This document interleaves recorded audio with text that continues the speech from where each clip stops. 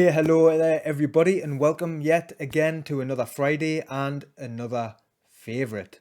Today we're going to be talking about the absolutely incredible Blade Runner 2049.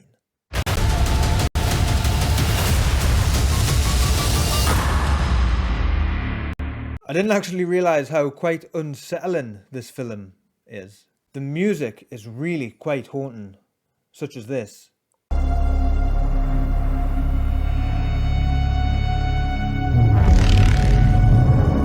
But yet oh so beautiful in others. It does an absolutely amazing job of setting that dystopian vibe, and it just makes you feel.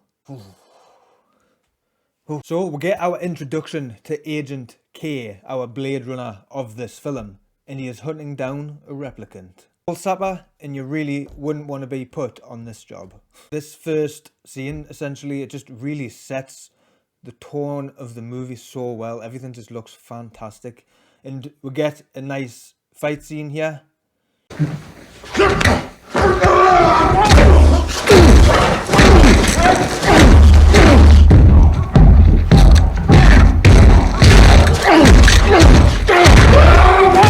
Huge dude, and just the sound of him dropping sets an earthquake on.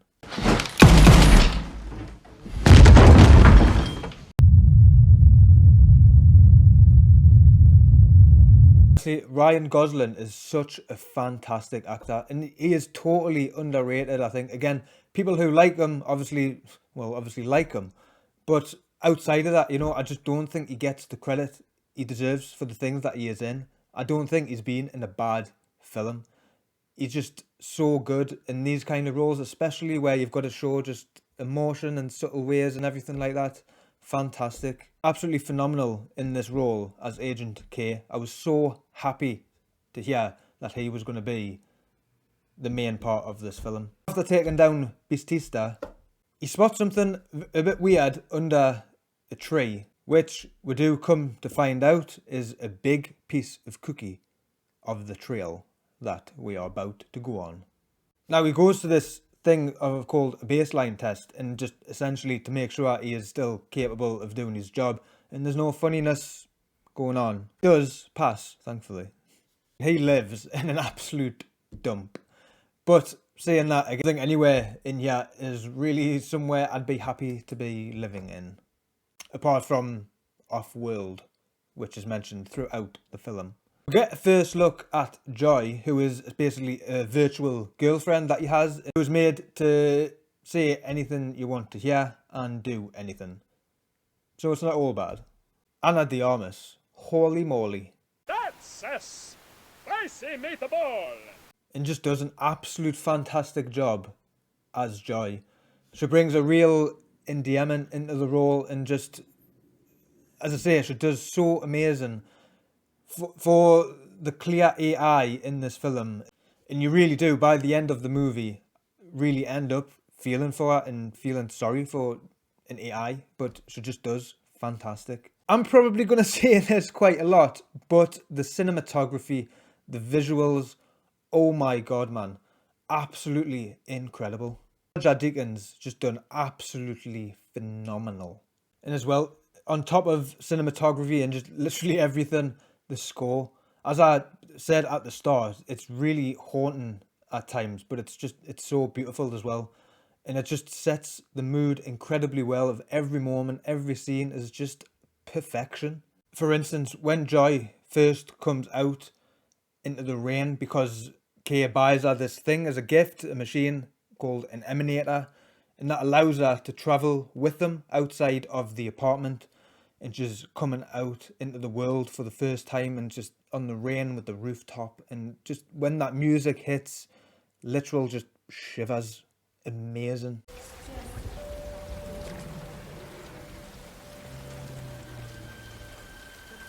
Just so freaking good.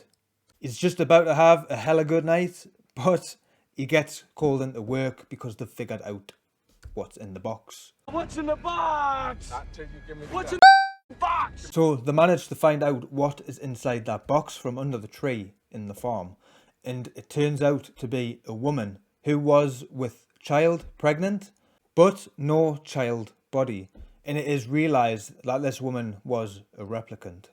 So Kay's mission is to find this child and terminate it, as they can't allow this information to get out because they believe, and very likely would, cause a war between humans and replicants.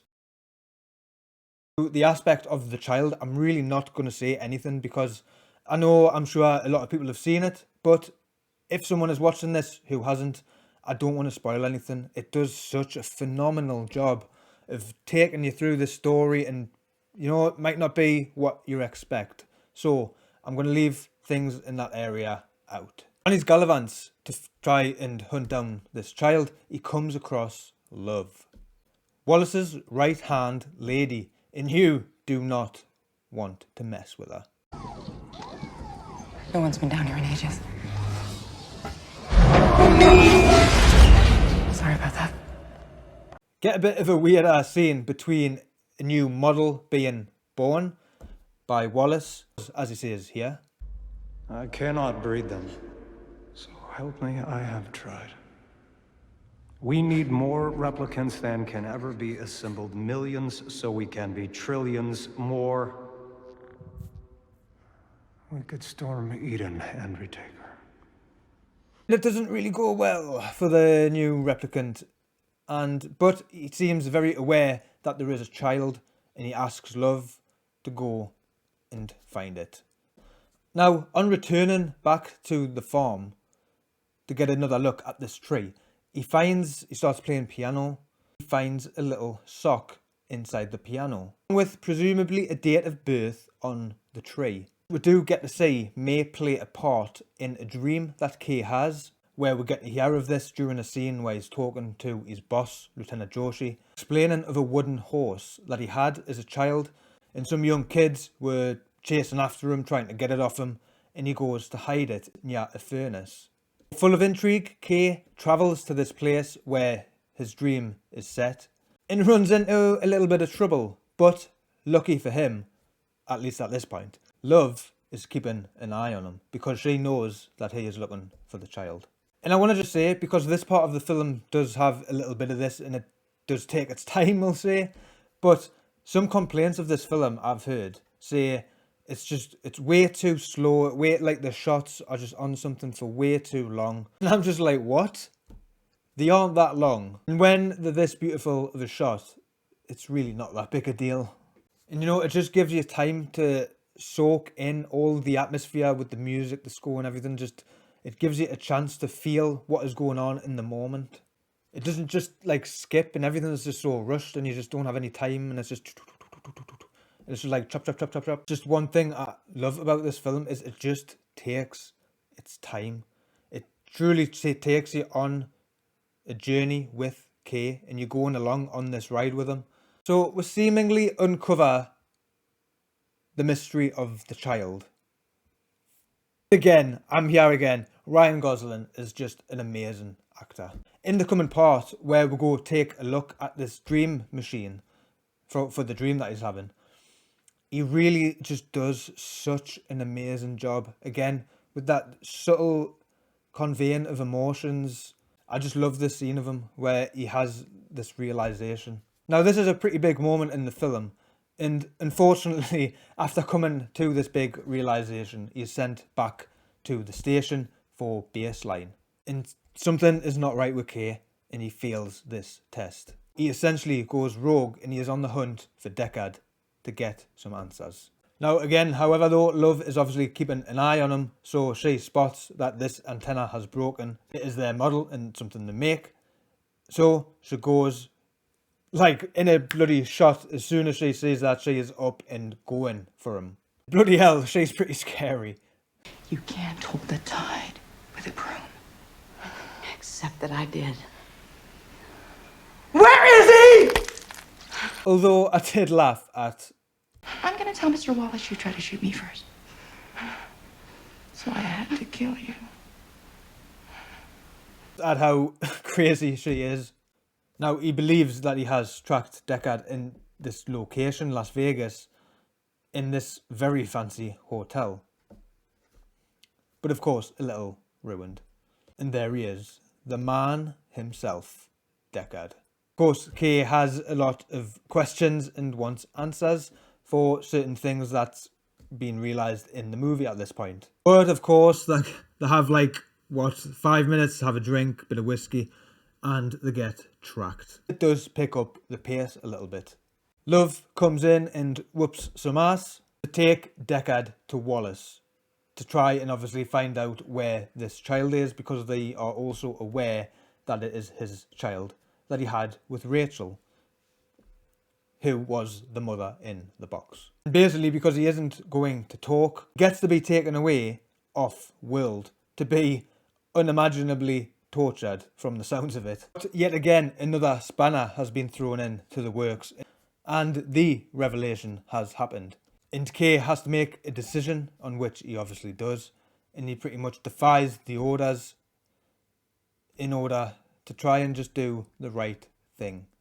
Although you're aware he's going to make a certain decision, you don't know which it is. You don't know whether he's going to kill Deckard or whether he's going to try and save Deckard. We get that beautiful scene where Kay is walking along the bridge and looking up at that big pink joy. It is just absolutely breathtaking, amazing. I mean, just look at it.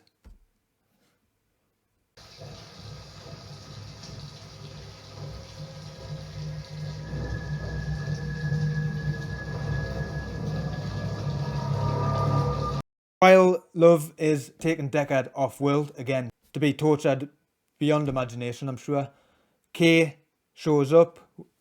We get a cool fight between Kay and Love, who took away his joy. Bit of truth to that. And again, just the amazing shots when they're fighting in the water with the lights of the car in the background and everything. It just looks... The ending of the film, as much as it was absolutely fantastic, and we get the great song from the first one at the end, Tears in the Rain, I was a bit disappointed. Without trying to spoil anything necessarily, it's just certain people in this film were amazing and I just wanted to see more. But again, all that being said, it is an absolute brilliant ending. I can't take away from the film, that was just something I wanted to see more of, but the ending is absolutely fantastic and such a great payoff. Takes you down this road really, really well with a good surprise in there that I don't think people would see coming. Just lastly as well here, I would like to show I did get the art and soul of Blade Runner 2049. This film is why you have books like this. This is a fantastic look at behind the scenes and amazing concept art and everything. Just fantastic book and read. If you have got it, let us know. And if you haven't and you're a fan of this film, I do really recommend picking it up. There's some great stuff in here. I'm not even going to attempt to explain the deeper meanings and everything of stuff in the film. But I really do invite you, if you enjoyed the film, to go and look at some explains and, as I say, the different meanings of different things throughout the film, because there is a lot. And it really is interesting. It shows how amazing the film is and how meticulous with everything Denis Villeneuve is, because even things such as the colours throughout the film mean things. But in brief, my sometimes dunce mind at times did get out of this film is what makes us human. What it means to be human, and just also throughout the film, or the replicants and just everyone is just seeking for something real and the meaning of life. So that's just my thoughts on this absolute amazing sci-fi epic masterpiece of a film, Blade Runner 2049. Do let us know down in the comments if you're a fan of this film as well. And thank you all for watching. All those moments will be lost in time, like